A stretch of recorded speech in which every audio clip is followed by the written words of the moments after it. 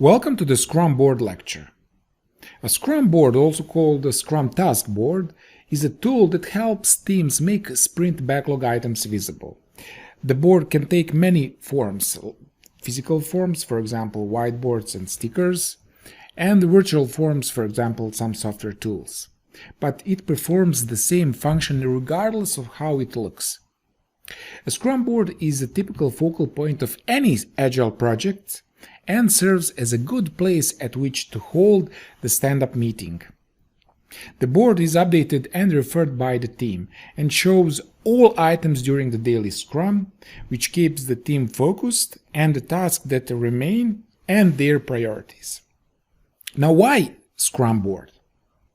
Well, there are many reasons. First, it promotes teams' interaction and discussion. Throughout the day, you will see teammates, stakeholders, and members of other teams stop by the board for discussion. This increases greatly if the board is located near the team and highly visible. Visibility. Anyone walking by can make a quick second assessment of where the team is in the iteration. So no cards left on a row, that story is complete. No white cards left, just green cards. Only test remains. Okay, now a lot of pink cards, which means a lot of defects. Good for new teams to visualize Scrum.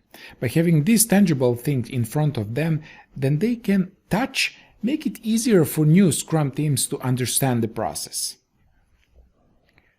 Support full team commitment.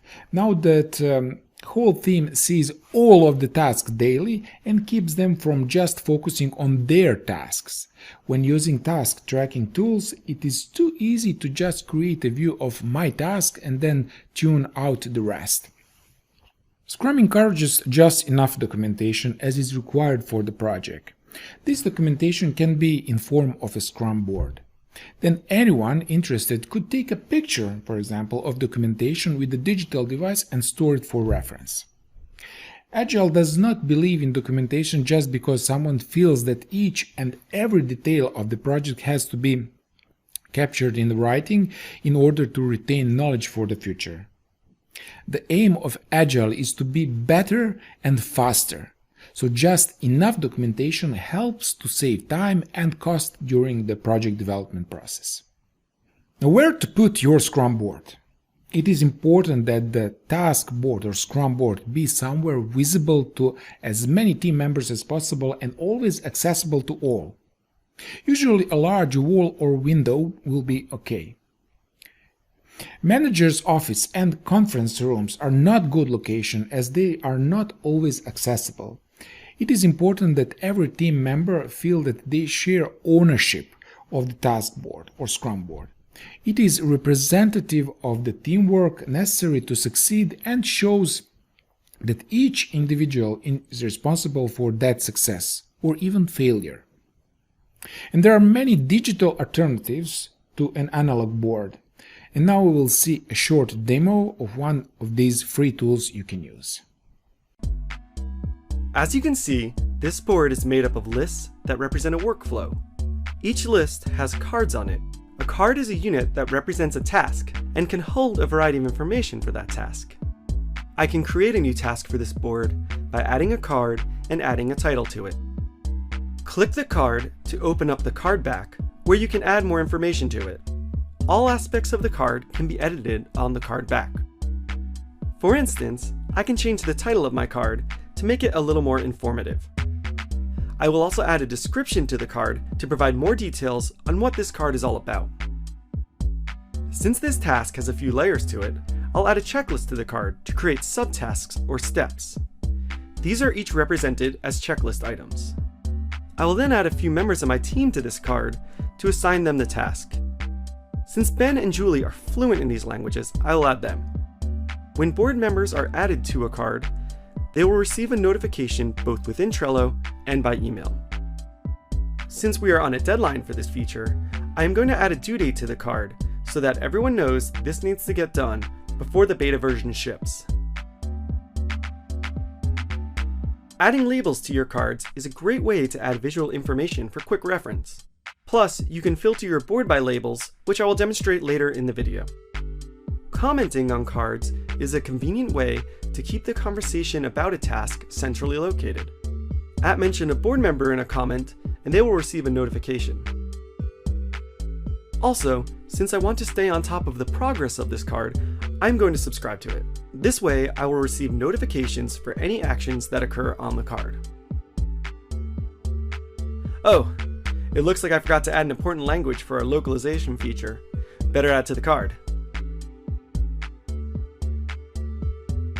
As a task progresses from start to finish, cards can be moved across lists by clicking and dragging them to a different list. Of course, not all lists have to be a part of a workflow. Lists can act as repositories for ideas, documents, and resources. Now we are going to take a look at the board's sidebar. The Members section of the sidebar displays all of the board members. The members with a blue icon on their avatar are the board admins, and they can set permissions for the board. I can add new members to my board by clicking the Add Members button and then searching for them by either their username or email address. If I want to add someone to a board that is not a member of Trello, I can enter their email address and an invitation to sign up and collaborate on the board will be sent by email. Also, to make things easier, if your board is a part of an organization, organization members will be suggested as potential board members. It's easy to add members to cards by dragging their avatar from the Members section and dropping it onto a card.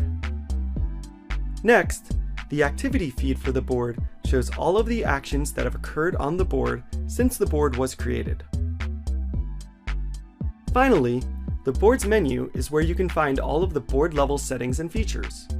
Board admins can set permissions for the board in additional settings. Most of these features are self-explanatory, but I want to quickly go over some of the more interesting and useful ones.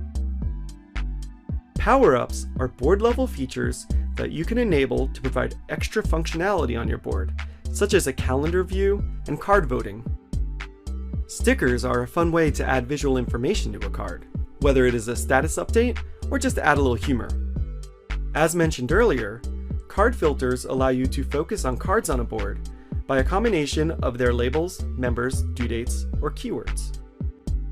Instead of deleting cards and lists, they are archived so that they can easily be referenced or returned to your board at any point in the future. Don't worry about filling up your archive, it's practically limitless. It's also possible to create new cards by email. Each board member has a unique email address associated with a board that will let them create new cards on that board. Well, that sums up our basic board overview. Of course, since Trello is free, the best way to get to know Trello is to try it out for yourself. Sign up at Trello.com. And if you have any questions, check out our help site at help.trello.com.